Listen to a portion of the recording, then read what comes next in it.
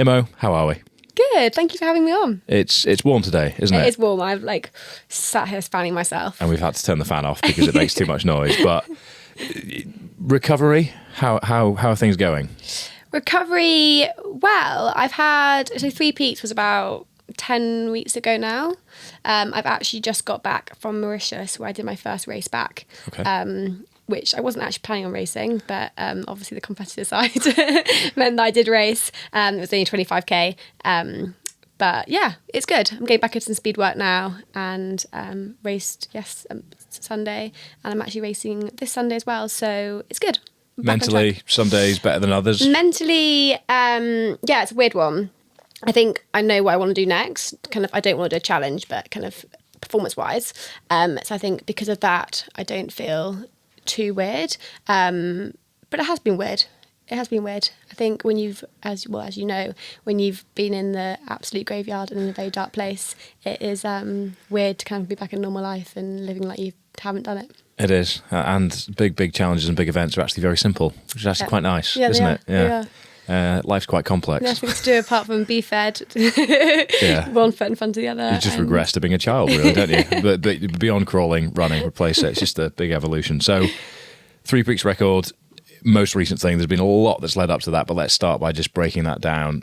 Top line stats were distance, elevation. Just break it all down for us so we know just how incredible a job you did. So it was about 700 kilometres. And 10,000 metres of elevation. It was actually more than 700 and more than 10,000, but roundabout 700 kilometres and 10,000 metres of elevation. And it took you 6 days, 5 hours and 43 minutes. Probably a tattoo appearing at some point somewhere, or just etched in memory forever. Well, we know because it's 6,543. That's very useful. Well played. Yeah, well played. which is weird. When I've been saying it, I'm like, what is it? 6,543. But yeah. What was the record you're aiming to beat? So the record that I was trying to break, which I actually haven't spoken about on the podcast yet because, it hasn't happened until now. It's actually a guy who is currently doing 3 Peaks. The record that I wanted to break was Anne Sayer's record, who was a Olympic power walker, which firstly, power walking, Olympic power walking is super fast. I think when I first set out to break the record, I was like, oh, she's a power walker, chilled, 7 days. So it was 7 days, 31 minutes. I was chilled, she power walked it, I'll be fine. And oh my gosh, power walking is intense. So the record that I set out to beat was 7 days, 31 minutes. And that is the record that I broke. But when we were about halfway through the 3 Peaks back in May, there was a guy called Arthur who had broken the 3 Peaks record, which we hadn't realised. We had done so much research. We were very lucky that we kind of got quite a lot of coverage on the challenge. So we made sure that we had every detail. Well, we thought we had every detail down to the ground and sorted. And a very renowned kind of man in the ultra space came to speak to us in the Lake District and made us aware that there was another record, Arthur, which was 5 days, 23 hours, I think. So we basically made a decision then to go for fastest female rather than the overall record. I would never set out to break. And I never our game plan was always to break 7 days, 31 minutes. But yeah, it's a very long-winded answer. But I broke the female record, which was 7 days, 31 minutes. Did it change how you perceived the challenge day to day? Because obviously emotional toil had very much probably started to set in at that point, a couple of days in. How did you deal with the news? To be honest, at the time I was so broken that I wasn't fussed, and I'm still not fussed. Although right now, current moment of time, hopefully, because I wish that I hope he breaks it. There's a very, very renowned ultra runner called Dan Lawson. Seen this, yep, yeah. Who is taking on 3 Peaks at the moment. And I think, obviously, comparisons are FIFA draw, and I actually shared a post about this today because I'm there, now nitpicking, being if we hadn't had a shower, or, if I hadn't had that extra hour of sleep, or if we hadn't, I don't know, the small things that you could have done. Things, I'm I could have done it faster, and I could have broken Arthur's record. But I trained to break 7 days, 31 minutes, and I gave it my absolute all. And I mean, you never know. You look back now because I'm recovered. I'm I could have done it, but at the time, I couldn't. So it's a weird one. Something I haven't discussed, but yes, Dan Lawson is currently hoping to break it, which is Arthur's record. Very exciting. Which is amazing. Like I'm literally like average He's flying tracking. as well. I saw some data yesterday, and he's moving. Yeah, completely. Yeah, it's crazy. I'm literally like every like half an hour. How's he doing? And I actually wanted to go see him, but I was in London and I've been away, so I haven't. How was the information delivered to the team? Was it polite? Was it informative, or was it a bit aggressive? Because these things, there's been a few things like this that have happened in the past couple of years, and a few of them people have almost taken it personally that somebody's being snubbed, but it might just be because of information availability. Was it just look, I thought I'd let you know this is happening, or was it delivered aggressively? No, it was actually delivered. He's called Martin Stone, the guy that delivered it, and he. It was me, Chris, my coach, and my dad that were all like together at the time. And Martin was like literally stood there cheering. And he called Chris over, and Chris kind of had a chat with him. Chris knows Martin anyway, so it was more just like I thought they were having like a catch up. And Dad and I continued going. We probably went for like another 2 hours before we saw Chris again. Didn't think anything of it because I literally thought Chris was having a chit chat with this guy Martin. Anyway, Chris then caught us up and said nothing. We then finished the day. I went to sleep, and the team had like a big meeting in the camper van. And I think my parents said not to tell me. Chris wanted to tell me, and I could tell now when I was told. Looking back, they didn't tell me until like probably 10 hours into the next day. And looking back, I can tell because Chris kept wanting to push me. Like I kept being like, "Oh, I'm going to walk for a second," or "I'm just going to take an extra 5 minutes at this checkpoint." And Chris was like, "No, let's go." So he, I think, was definitely trying to see whether I could kind of break Arthur's or not. And he kind of told me, and I was like, "No." Like Anne's the lady that I like. You can only train for the circumstances that you had available to you, couldn't exactly, you? Yeah. Exactly. I mean, how much more? Was it 5.5 days? 5 days, 23 hours. Yeah, so it would have been a big. I mean, I'm sure you've microanalyzed every little shower, every food stop, and all these things. But again, you nailed the context that you put on the sort of dartboard, exactly, which must have been very rewarding. So talk to us about that, because my self-development has been accelerated by such a huge margin through ultra endurance stuff. Personally, professionally, the lessons I've learned have carried me forwards in ways I never thought possible, coming from a lifting and a rugby background. What has it taught you? Because again, ultra running is quite a notoriously middle-aged pursuit. Yeah. You are not notoriously middle-aged. So yeah, completely. The lessons that you've taken from this process that you've been on will reflect on some of the stuff that came before the 3 peaks in a second. But that journey as a whole, it looked tough. The timings paint a very tough picture. You'll have been in the hole. You'll have had a great support team. Just talk us through the journey that you went on emotionally. So this is like my favourite part about ultra running. And genuinely every time, even if I do a small race, like even the 25k the other day, I raced in the end. So I look back and I was like, I genuinely love gaining experience. And experience for me is the biggest thing. And it is like in ultra running, I think it's gaining experience and learning how to handle a situation, or, you know, I've spoken about this situation quite a lot, which I'm about to mention. But when we did a 32-hour stint basically to finish the challenge, and we were probably about 24 hours into the run, and I was running as me, Chris, my friend Josh, my friend Amy. It was quite a big group of us who were very much trying to bring some vibes, which I very much was not getting involved in. But anyway, I was in a really dark hole, and I knew that I wanted a nap. I knew I wanted to sleep. All I wanted was half an hour and then to go again. Like power nap, cat naps, I'm sure you know, are like revolutionary. Like they're amazing. And I wanted a nap. And I said to Chris, "Please, will you bring the camper van to me?" It was like 2 a.m, and I can have a quick half an hour and then we'll go again. And he turned around and he was like, "You can have a quick 10-minute power nap on the floor, on the road, on the tarmac road, or you can keep going for 5k until we get to checkpoint." And for me, I've never been ever. I know you see it, and I know you see documentaries or you hear stories or you speak to other runners and they're like, "Yeah, cat napping's a thing. Like, you know, you just put on your extra layers and have a nap on the road and hope for the best." But for me, like, I've never been told that before. And the concept, still, I'm like, what the hell?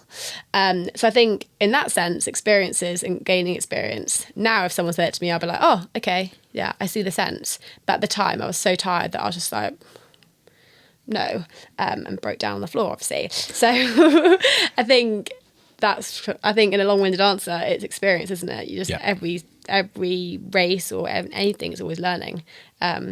And the more you do it, the more you learn. And I think being young, hopefully, that's kind of the biggest thing. Well, I need to keep learning. Yeah. Well, if the trajectory keeps continuing, there's you're going to run out of things to do, I think. But people try and analyze ultra via data rather than the variables. And I think that's the biggest mistake that people often make if they've not been in the arena, so to speak. And it's those little bits. It's just simple things down to what's the most efficient way to carry X? What's the most efficient way to change Y?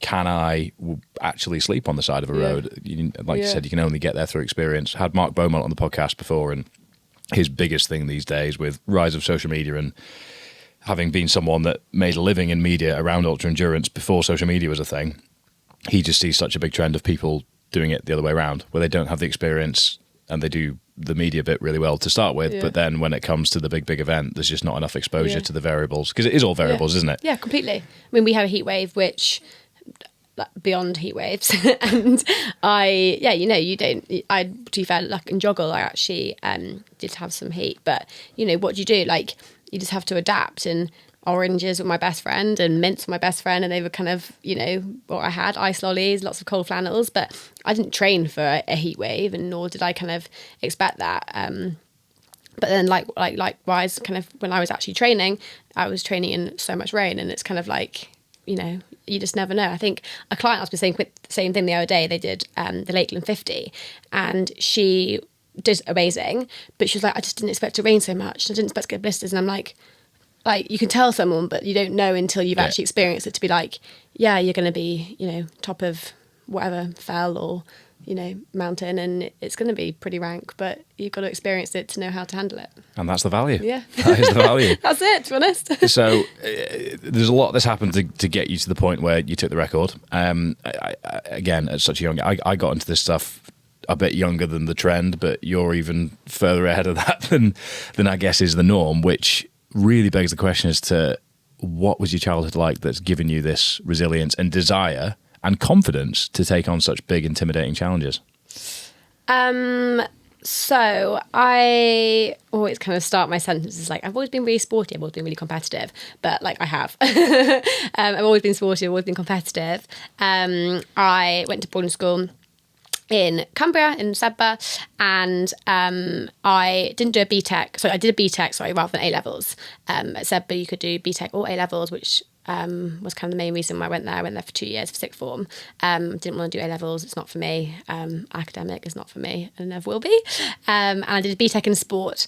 And prior to kind of going to Sedbergh, I played netball really competitively. And I think my biggest kind of thing was, at the time, I loved hockey, I loved netball, I loved lacrosse, I played lots of different sports. I never picked. And netball was probably the one that I did do to the highest level. I was in the England programme, and I used to kind of travel all around the country to Sheffield. I remember doing 6-hour training sessions at the EIS in Sheffield. Kind of mum and dad would wait for me in Meadow Hall as I was training for however long or whatever. And I think I'd never pursued it because I never wanted to kind of pick.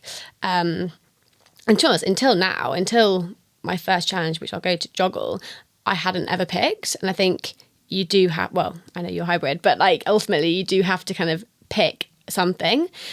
So I never picked, and then went to Sedbergh, and being in Cumbria, I kind of I continued playing all my sport, but kind of stopped the kind of regional, national kind of stuff.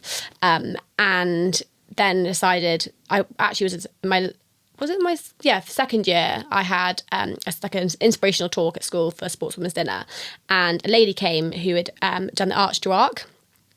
So you run from London to Dover, swim the English Channel, and cycle from Calais to Paris. And I remember being I want to do it. And I'm so inspired. She was amazing. She'd never swum before, and she managed to learn to swim and then swim the Channel. Wasn't really a runner, wasn't really a cyclist. She just did it through grit and determination. And I was like, well, if she can do it, I can do it. So I was 17 at the time, and obviously I looked into the Arch to Arc, and it wasn't really viable as a 17-year-old. So I did a smaller scaled challenge at school, which was a 10k swim in Lake Windermere, Windermere Marathon, road marathon around Lake Windermere. And I cycled back from Sedbergh, so from Windermere to Sedbergh, which is about 30 miles, and I kind of call it a giant triathlon. And that was, it's supposed to be, not that it is, but it's supposed to be an annual thing at Sedbergh now. I think it's quite a big thing to try and keep annual, but it's kind of the vision was it's called the Body Challenge, and people do it every year. So that's kind of where I was inspired, and I had a base of fitness from doing all this sport, and I kind of wanted to channel it into something. So yeah, that's kind of how I got into it. Was there any friction around with the people around you in terms of when you suggested this is what I want to do? Was there any naysayers? Were your parents like, come on, like you've just a lot of netball, heard a talk, this is a crazy idea, let's settle down here, or was it total support and faith in you?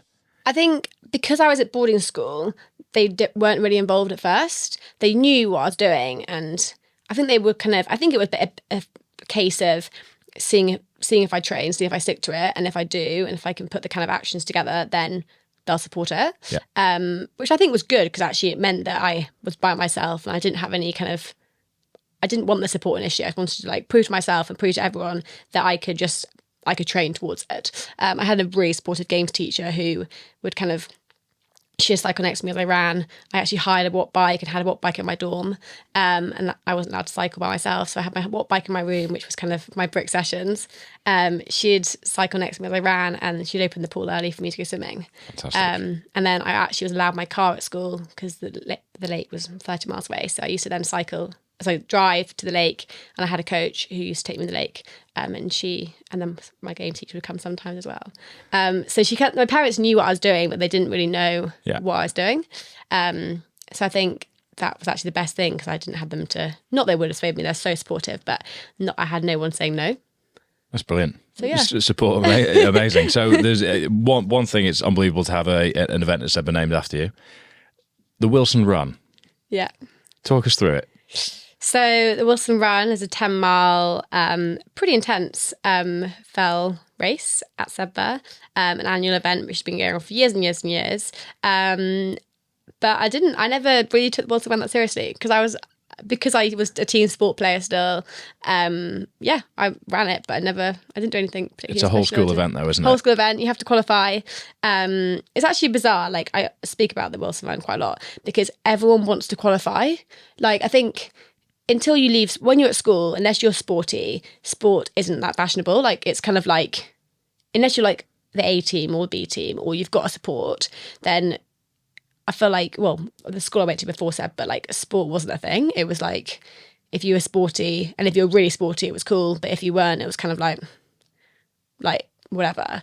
But it said, but everyone wanted to qualify. Like, you'd have like 10 people running next to you if you were slow as such, trying to get you around. So like, it was the most inclusive 10-mile fell race. I just find it unbelievable that it's a whole school event, because we were laughing before about how confident we were. No, confidence is the wrong word.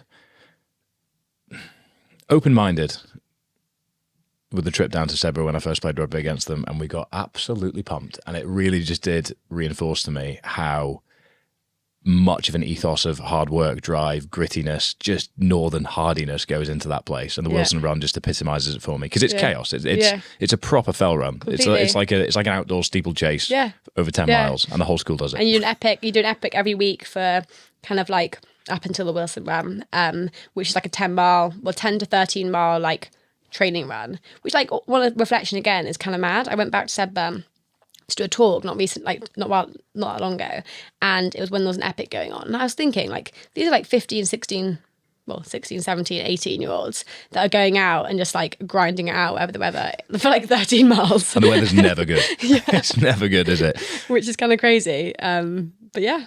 So we were talking before, both a little bit cynically about university. We won't deep dive on our opinions on it, but I am less fond of the concept than I was when I left school. And I know that you're not fond of the concept at all. But I think what it can give you is exposure to things that you wouldn't get elsewhere. And that's where the value is. Whether that's worth 27 grand over 3 years or not is very much up for debate. But you've thrown yourself in at the deep end, pun intended, with the Body Challenge and then everything that's come since.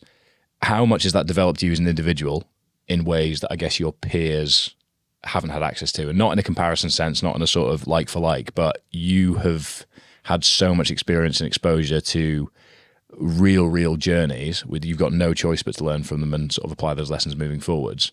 How much confidence does it give you with professional stuff, with what you want to do with the rest of your life, with all of the things that people are juggling on a day-to-day basis that you've learned through just chucking yourself right into it? I think it's been incredibly difficult. When I left school, didn't go to university, became a personal trainer. And it was, it's been so difficult. I think one thing for university is, we said this earlier, friendships that you form. I had amazing friends at school, and I've still got amazing friends, but I missed out on like all those fun as such, nights out, friendships forming, like loads of my friends always still to this day, like if I go to dinner party, they'll be sat down like laughing about that night out they had, or that memory they had when they were living together, or kind of X, Y, and Z. And for me, that is almost why some people go to university, for the friendships. And I missed out on that. And I think, you've got another 3 years to procrastinate on what you want to do in life. And so for me, it was, I wanted to become a personal trainer, but then it was like, okay, you want to become a personal trainer, but where are you going with it? And from Yorkshire, and I initially just based myself in Yorkshire, and just doing home visits to kind of wherever I could find, like whoever kind of in Yorkshire was around, which is cool. And I got really busy, but it was obviously, I wanted to kind of branch out further than my little Yorkshire bubble.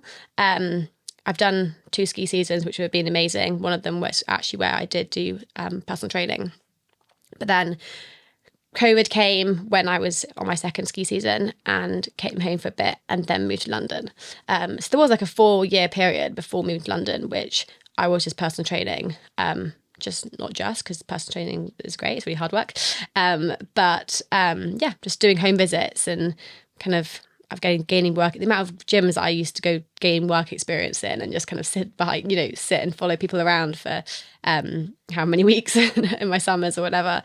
It's been unbelievably difficult. And I think even as an athlete until now, I haven't been believed in as the kind of brands wise and social media wise, which was it's never been my intention to that was never my kind of sole like purpose and basis. But I think for the first 4 years of leaving school, it was really difficult.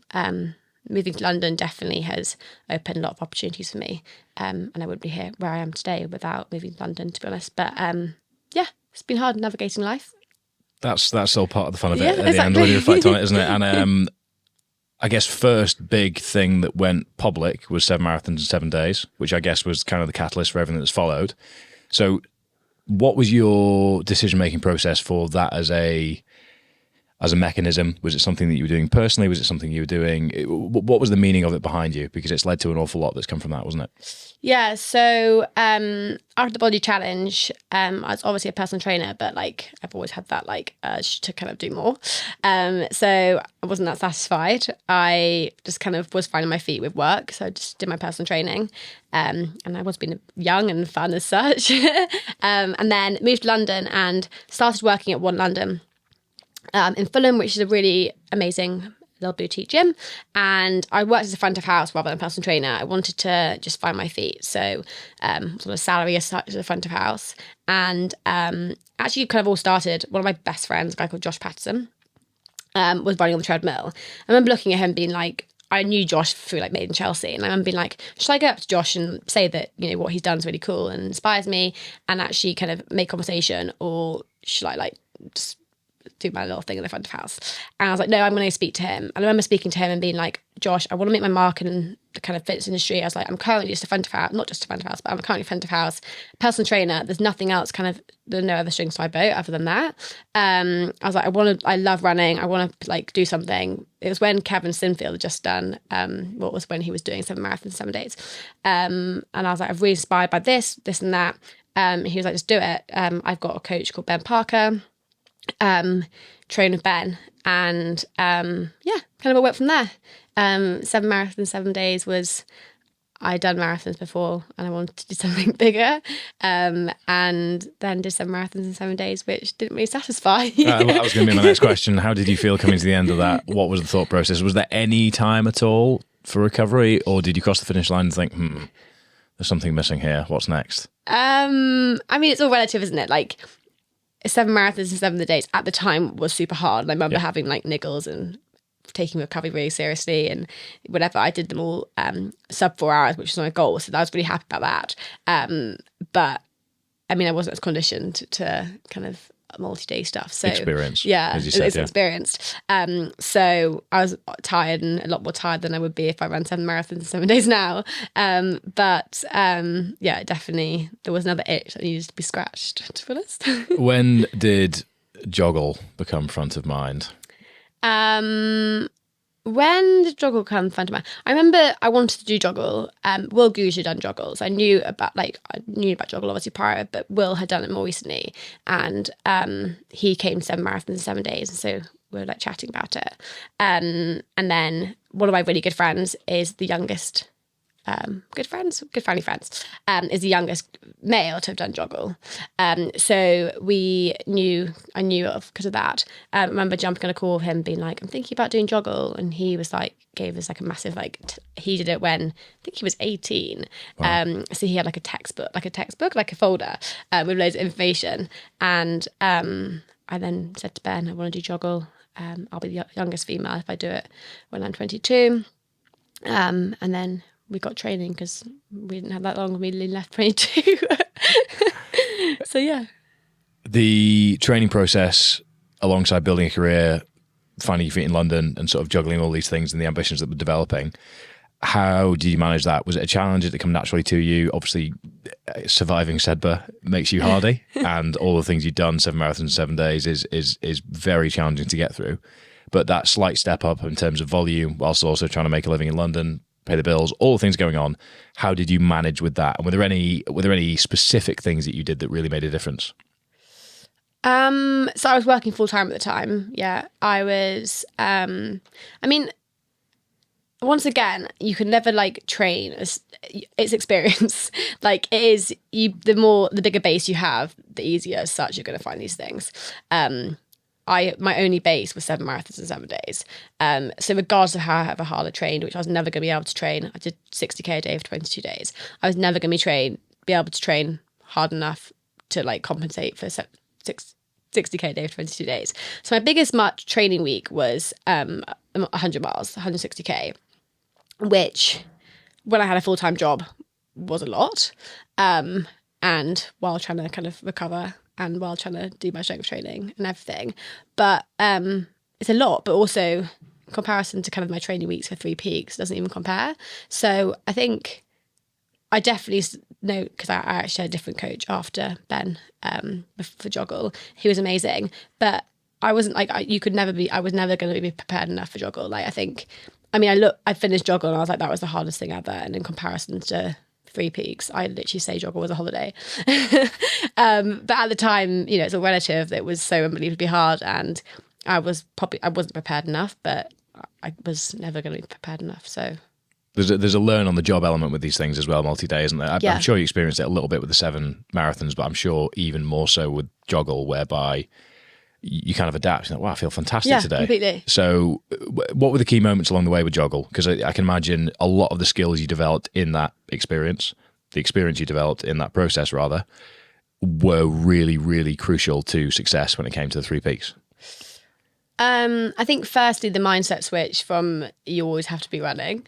By 3 peaks, so 7 I was sub 4 hours. If I'm not running the whole thing, then it's not a run. So for JOGLE, I remember the first 8 days, I'd spend, I'd say, 100% of the time running and doing them quite quickly. And then we thought I had a stress fracture on day 10. And I walked for 12 hours. I walked 60k in 12 hours or whatever it was. And I remember thinking that was the biggest thing, because I'd never been on my feet for 12 hours before.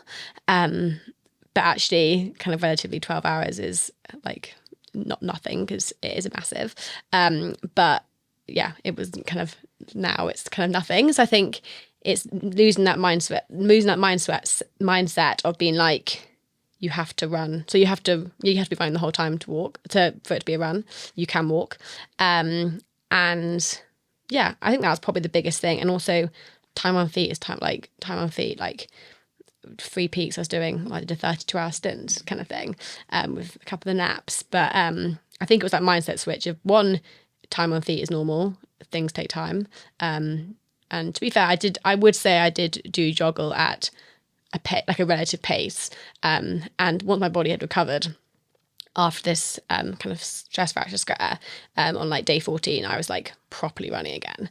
And I remember being like, I want to keep going. And we kind of, our goal was never to do it in the fastest kind of time. So we stuck to 60K a day, but I definitely, towards the end, could have gone further each day. But yeah.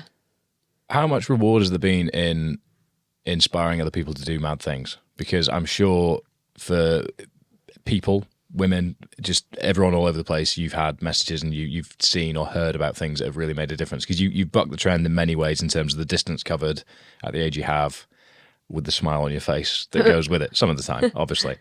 And I think that for people watching is phenomenal, because it shows that you don't need to be of a certain age to do a certain thing. You don't need to be of a certain background to do a certain thing. And really, you've just kind of set yourself on an idea and just gone at it gung-ho most of the time as an attitude, which is really what ultra running is all about, whilst building experience, of course. I think that's what the title of this will be. I think that's kind of where we're getting to. We're getting to that. But how much impact have you had demonstrated to you from others? Have you got messages of people running their furthest distances ever? Have you got messages of people completely changing how they view pacing, time? What have been the biggest rewards? Yeah, I think, to be honest, until 3 Peaks, with this, I don't mean this in a negative way, but until 3 Peaks, I hadn't ever really, I obviously have a vision to inspire and influence, but that was until 3 Peaks, I hadn't ever really thought about it. It was always just kind of like, I think because I've always wanted to be a professional athlete, and that's been my vision, and there's been so many what ifs and kind of in the past that my whole sole goal was just to kind of like be the best I can be. And until 3 Peaks, the amount of support I got was like, as you said, like amazing. And until then, I hadn't thought about it. But since, I mean, yeah, it's been really amazing and not kind of what I expected. And the amount of people that turned up, like, I remember being in Glasgow, it was like 4 a.m. and people were there and I was like, what are you doing? Thank you. But yeah, it's been really rewarding. And I think I probably should take more time to actually reflect on that rather than selfishly thinking about my own performance. So on that, I guess is the golden question with all of these things, and something I'm a huge proponent of encouraging people to reflect on, is the reason why. And you've just said you've always wanted to be a professional athlete, you've always been sporty, all these things, but that spark in you, the fascination, the curiosity, the growth that comes from these things, if you could distill it down, what is your reason why for the scale of these challenges? You know what? I get asked this question the whole time, like, what's your why? And I'm generally like, I love it. One, I love it. And two, I also want to see how good I can get. And like, I think maybe it's quite a selfish one. People obviously have their whys, kind of have a deeper why, but my why is nothing more than I love it. And I love grinding it out. Goes back to simplicity. I'm quite jealous. My mind's a bit more complicated and deep rooted, but there we go. What's your why? It's all about reflecting on the negative experience I had with my own mental health and the things that were within my own control, but because of a warped sense of masculinity, I chose not to take under control, and feeling very foolish that ultimately led to a suicide attempt. The opportunity, take two, that comes from that to, I guess, grab life by the balls and kind of assess what am I actually capable of and what can I bring under my own control, and then manipulate to be more emotionally stable, to be more proactive in terms of prioritizing the right things. Because I very much, I mean, we were talking about university before, very much fell into the category of linear progression. Go to school, get as best grades you can, encouraged by school to go to the best university I can, got pied from Oxford, went to Durham, shock, everybody does. And then, right, best grades possible there to get your best modules possible in year 2, to go from there to get the best grad scheme, to get the best job, to get this, and it's that linear, very British, very American, very, I guess, Western world progression. And that was how I measured my success, but it wasn't right for me. And I ignored that it wasn't right for me, to my own detriment, almost to my own end, because of a warped sense of masculinity and success. So now it's kind of self-discovery and self-exploration that comes from the opportunity to see, right, what if I can willingly put myself into challenging situations and kind of feel that challenge. I feel like it's a waste to not explore that, because it will make me better. It makes me better professionally, it makes me better relationships wise and priorities in life. And a lot of what I want to do is to be as happy as I can be for as long as I can be. Because the thing I still struggle with a little bit is reflecting on that negative period and decision making process that almost led to a negative outcome was all of the happy moments, positive things I've achieved, things I'm proud of that have happened since then, almost just didn't happen. Yeah. And I think when I'm really, really struggling, not always, but often I'll kind of reflect on the fact that I'm in a very fortunate position to be here, having put myself into exactly what I asked for to then process, right, what do we do next? What happens next? And on the 250 I did recently, Jamie saw the two meltdowns, the two big meltdowns at 2 points. And that was about 155k and 208k. I think that's where I just kind of lost sight of that, and it just got a little bit too in the immediate short-term circumstances around the event. I let them get the better of me, rather than thinking about the bigger context of, right, why do you do the things that you do? Yeah. So, yeah, much more complex, but it comes from a different place. But I think that's why, for me, having been, the example I always use is a powerlifter that didn't play golf with his friends on a Saturday because I didn't want 10,000 steps in my legs on a Monday, even though I no longer really enjoyed powerlifting, didn't really see my friends that often, and enjoyed golf. I just became so fixated on doing the wrong things for the right reason, where I was almost not being, I don't know, was it selfish or was it the opposite of selfish, whereby I'd been presented, this is the vision of success for your life, and I held myself so accountable to it, where I was punishing myself for deviating from it in any way and kind of losing sight of the day-to-day in the process. So I'm just very keen to not make that mistake again, because it means that I'm much more in control of my own happiness day-to-day, which is empowering, but also I feel like it'd be a waste to not see what I'm capable of from a purely... It's why I'm not competitive anymore, I guess. Like, it's why I've not done High Rocks. I get people messaging me all the time, Fergus, why haven't I done High Rocks? All this stuff. I'm like, until I wake up with a fire in the belly, ready to go and attack it, I'm just not going to bother, because I like to train for things that are exciting to me. And I'm kind of, everything I do is the question of, are you able to do this? Does the opportunity and process and potential to be able to do it excite you? And then kind of go at those things and see what happens.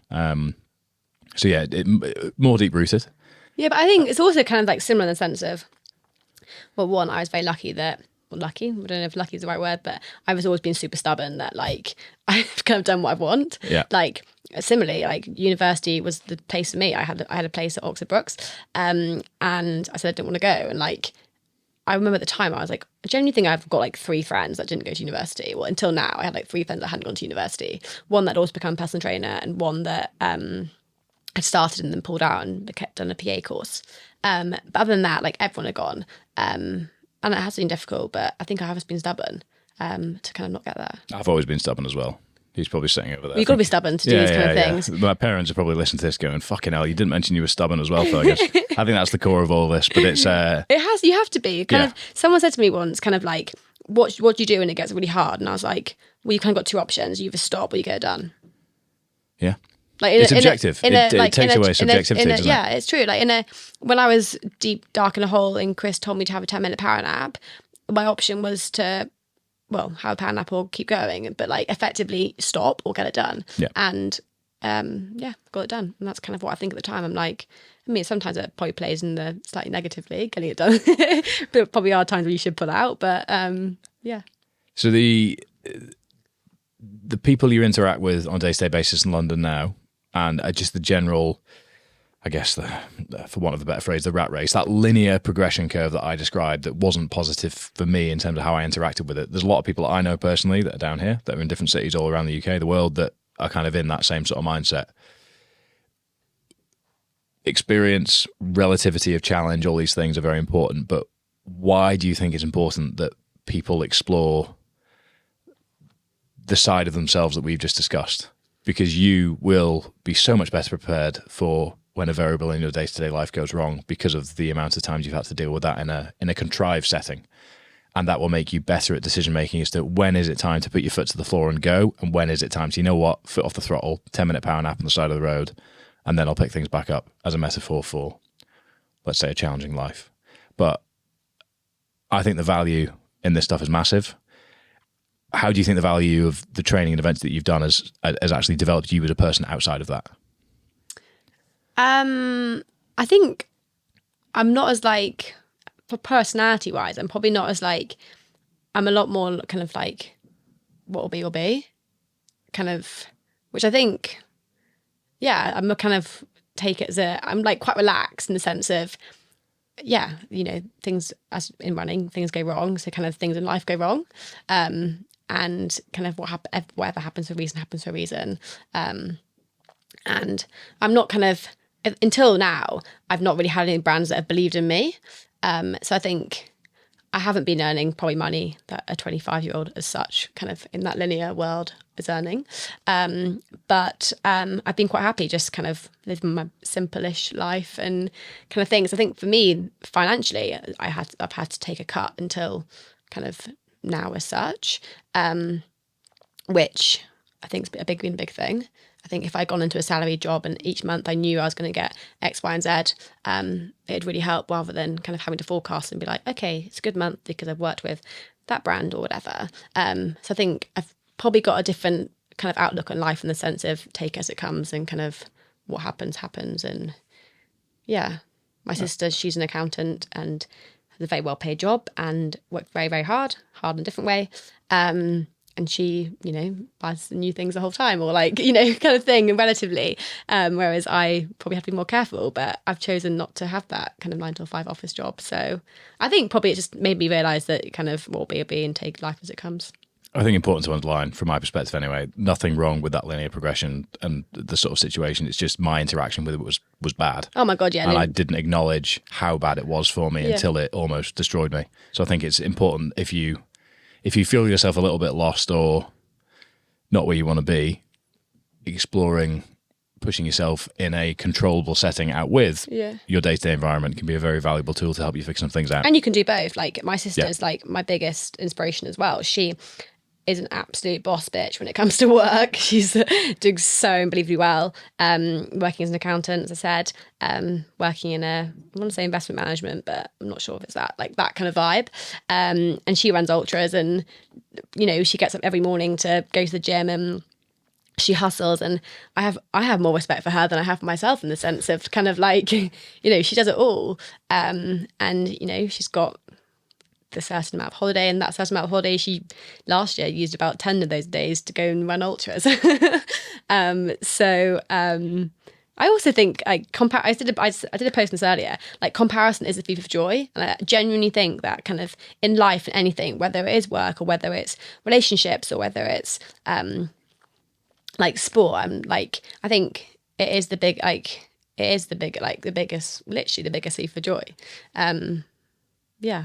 Especially with plenty of opportunity for comparison in our pockets at all times. Completely. So I'm sure you've got a black book of things that you would like to achieve at some point. You chose the 3 peaks. You smashed the 3 peaks. I know you mentioned that you know what's next from a performance point of view, which sounds to me like something faster might be happening potentially. I don't know. Are you ready to reveal what's happening? I can reveal it. So what's happening next? I don't want to do challenges again, or not for a long time. Well, not for a long time, like not next year. I want to hopefully qualify for GB in the 24-hour track team. I think I've kind of been going around in circles, and GB's been a big goal for me.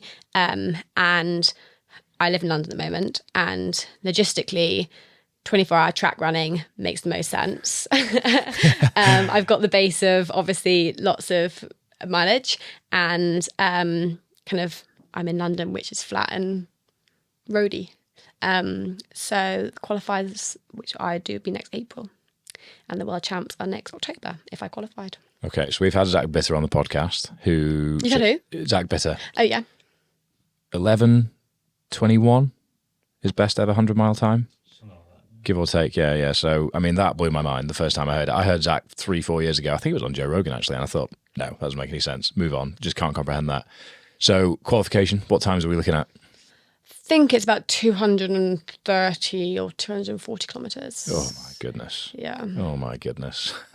So Lots of circles. Lots of circles. Apparently, I actually need to do far more research into it. I'm kind of letting my coach lead the way. But apparently, you do change like every 3 hours, I think it is, or 4 hours, because obviously the tracks.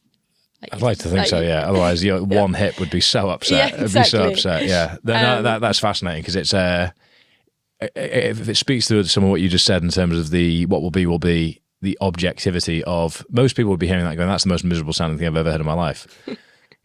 Yeah, and don't blame me if you are No, thinking it. not at all, not at all. And but for you, you're looking at it practically, which is right. Where am I currently? Okay, what do I have access to? Okay, therefore, how can I make this work most effectively with what my current sort of situation is? And then you just accept that the misery of it is just what it is. That's part of the game. That's something you just need to learn to tolerate. Yeah. So that in itself is fascinating because it just goes to show that you can distill things down to the reality of what they are, and you take the power of the intimidation of the thing away. And I think that is one of the things I've taken away from training across a variety of disciplines. Most nervous I felt in years. My first strongman competition last August, I was 30, 40 kilos lighter than the next heaviest guy there. My only goal for the event was to not zero any of the 6 events that we did. And the nerves that I felt going into that, where I knew, like, every event, objectively, this is the weight, this is what you need to do. That's the skill that I've developed through endurance stuff that I can apply to that setting. But this was completely new. And that was why it was nervous, because I was excited. I was excited at seeing, right, what lies on the other side of this new experience. I think it's probably the thing that I've enjoyed most in the past 2 or 3 years, because I rode that wave and went through it. And I came to the conclusion I want to do my first strongman competition because things are so busy with the business. I'm completely sick of ultra endurance stuff at the moment because it's taking so much away from personal life and the business focus and things like that I need track work and I need heavy because it's easy access. I can do it in the gym just there. I can do the track down the road. Let's do a summer of this. And I really, really enjoyed it. And it would have been easy for me to talk myself out of it because I'm going to be 40 kilos lighter than the next person there. You're probably going to be the only one with a camera crew hovering around, which people might not like. That could be a bit embarrassing. You want to respect these big boys and earn the right, all these sort of things that went through my head. But by just looking at how could I make the most of something within the circumstances available to me, rather than just thinking, oh, I'd love to run 100 miles.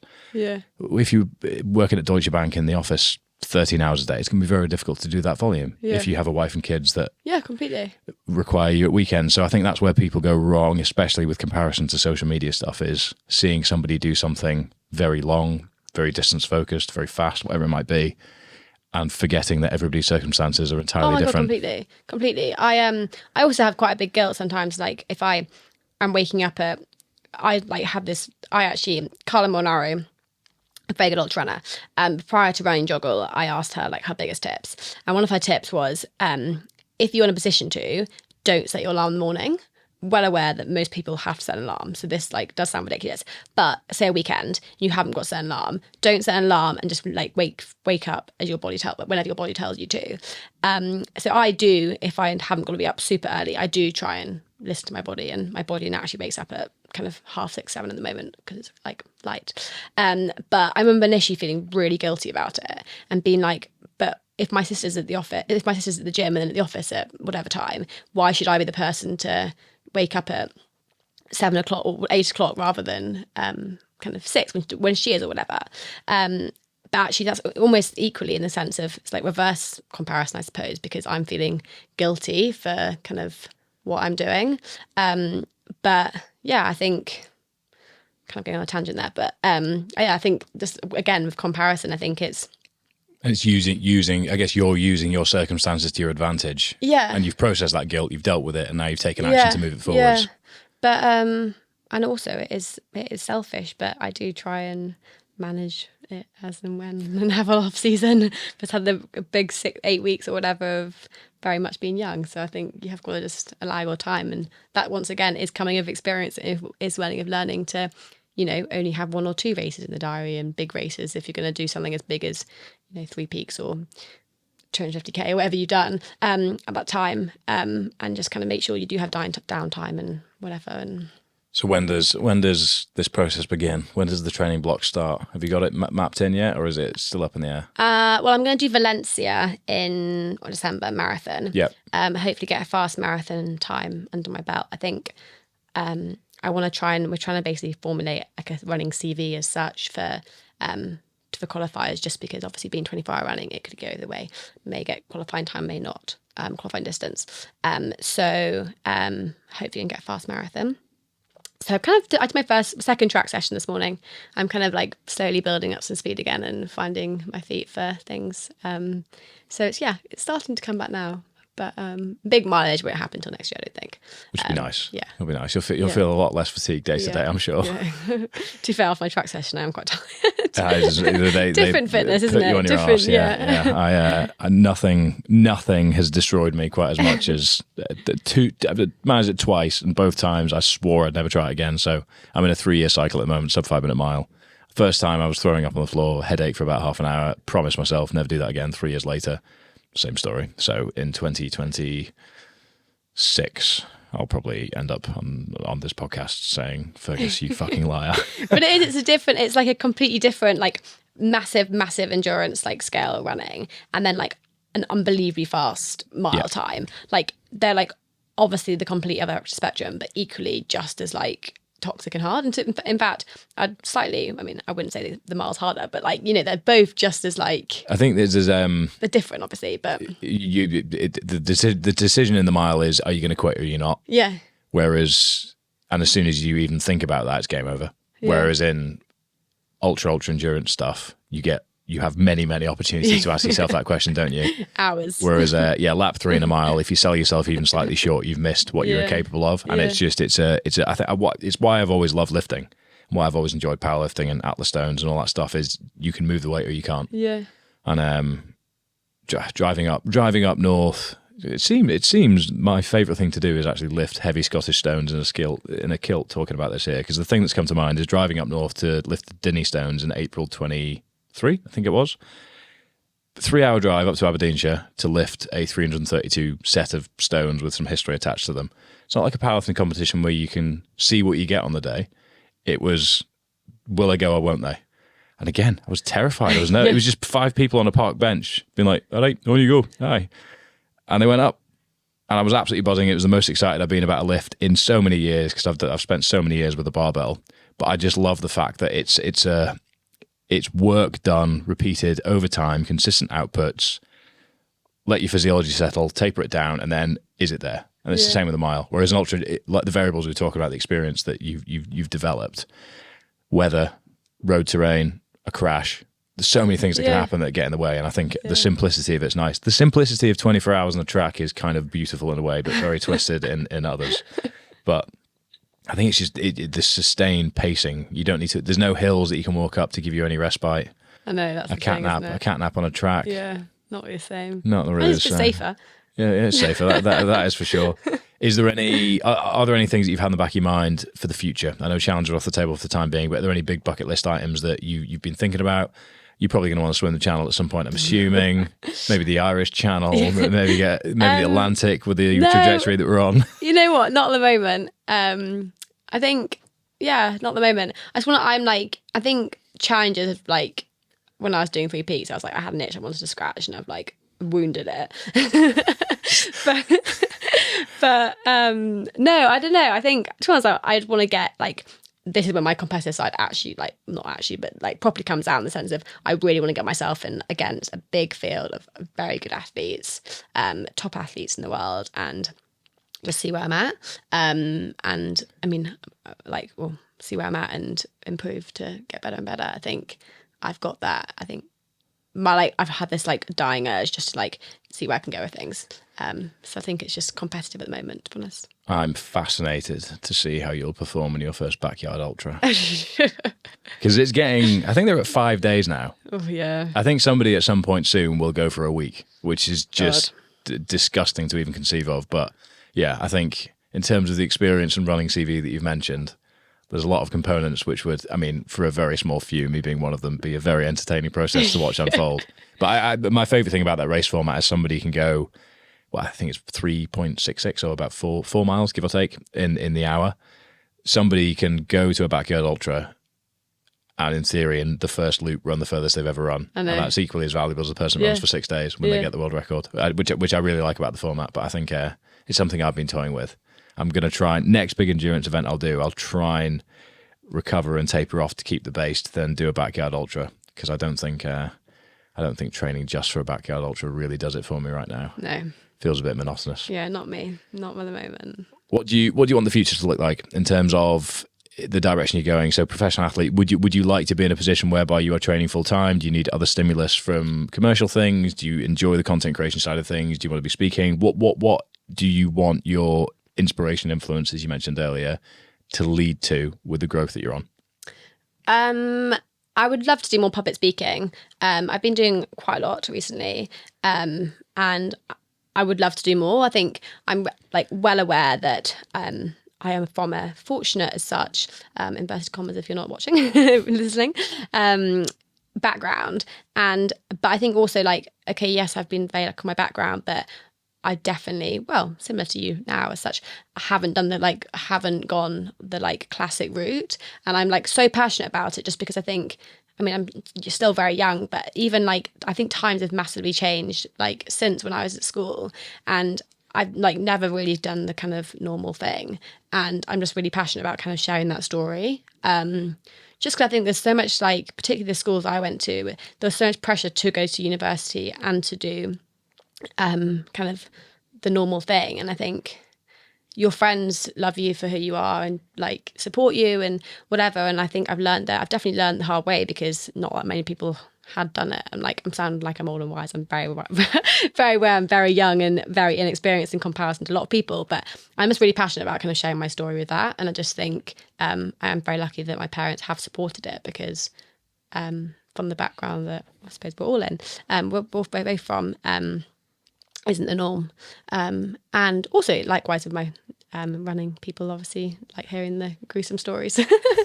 So more public speaking, and then to be honest, I'm probably about 80% full-time running now, at 20% coaching. I actually had a conversation with my coach recently, which I think you kind of have to decide whether you're going to go like not selfishly, but stick to your own performance or be a very good coach. You can't really be an amazing, a fantastic coach and a fantastic athlete. I think something has to go, or you need to have the support. Yep.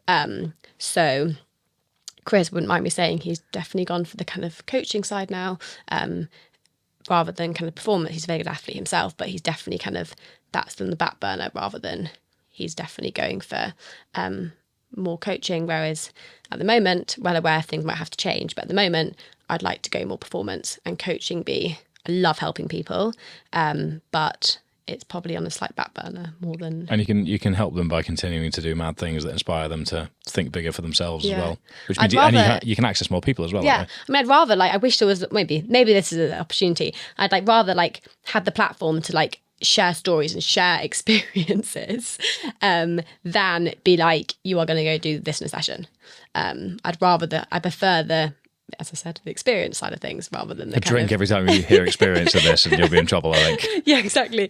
Rather than the kind of go do Mara Pete's in a session or whatever. I prefer the other side, basically. Yeah, I'm much more drawn to sharing experiences with people with varied fitness being the mechanism. I'm not that fussed about any massive big things for me for the time being. Might just be the current, I don't know, but I think what I'm really enjoying is seeing other people go through the journey that I am very fortunate to have been on. Yeah. And kind of trying to help facilitate it in ways. Yeah, but it goes through waves. I might say that you might hear me saying in a year's time, scrap the 24-hour thing. Yeah, she's a liar. Yeah. I'm going all guns blazing in my coaching or whatever, but that's the beauty of it. You evolve. Exactly. And by doing big things like this, and by like your sister as an example, by choosing to do the path less trodden out with the day-to-day, it accelerates the learning opportunity, which then can allow you to evolve and decide, what do I want to be doing? How do I want to be doing it? When do I want to be doing it? And what do I want that achievement to look like? So yeah, it's accelerated growth through fitness. Yeah. It's a big thing. It's very cliche to say, but I really do buy into it. Definitely. So final thing is, what does success look like to you day to day? Because you can't measure yourself on big events every single week. I think it's a weird one. I think success day to day. Success, I think one thing I'm learning, and going back to the comparison thing, success day to day obviously is very unique to everyone. And I'm very hard on myself. like very hard myself, and I'm well aware of it. And I think because my work is so different, I really struggle to not see success day to day, because I am a very happy and satisfied person. But I think I think for me, I have to like realize that success day to day hasn't got to be sat down at your desk doing X, Y, and Z, or doing a massive 3-hour run or 4-hour run. That like success hasn't got to be just that. Like even for me this morning, did my track session. I've done some like a morning of laptop work. Like it's been so amazing to meet you and have a really great conversation with you and connect with you. And I actually think almost it's a success being able to come on this podcast, which might sound really small, and someone might be like, whoa, what an amazing life she has. That's a success for her to be able to just come on the podcast. I'm like, that's a successful day. But I think it is just kind of relative and kind of learning about that. And actually, you know, that's success rather than like I beat myself up if I'm like, oh, I'm not being productive and I'm not sat at my laptop because everyone else sat at their laptops and I'm not running for 4 hours. So then what is success? Whereas actually it's, or if my manager's like, oh, I've got a cool brand you're working with. It's like, okay, that's success, but actually no, be a bit more like, not be more grateful, but just lower expectations. It's going back to the conversation we had earlier, me talking about my why. What you just described was the exact opposite of how I existed when I was at my most miserable. So I'd say, with bias, it's a very healthy way to view it. I know, like, not my parents. My parents are very supportive, but I'm sure everyone looks at me. I remember doing a day in the life once, someone being like, "I'd love your day," and I'd love your day, and it's like, I very much do not see myself as a influencer as such. I don't like, not that being an influencer is the wrong thing, but like, I do think my purpose doesn't come through. My purpose doesn't come through social media. My purpose is a lot more than that. Not that an influencer's purpose comes from social media. I don't want this to sound wrong, but like, I think it is just learning that success can come from smaller things rather than having to, yeah. Too right. Probably. Too right. Well, that's been an absolute pleasure. Thank you for very having much. me. No, appreciate Good it. Great to hear chats. some insights. And I look forward to seeing whatever happens next, Yes. whether it's A big 24-hour or a big lie. GB or in 2 weeks' time you go, you know what, fuck that, I'm doing something mental. Yeah, exactly. We will all find out. Thank you very much. Thank you.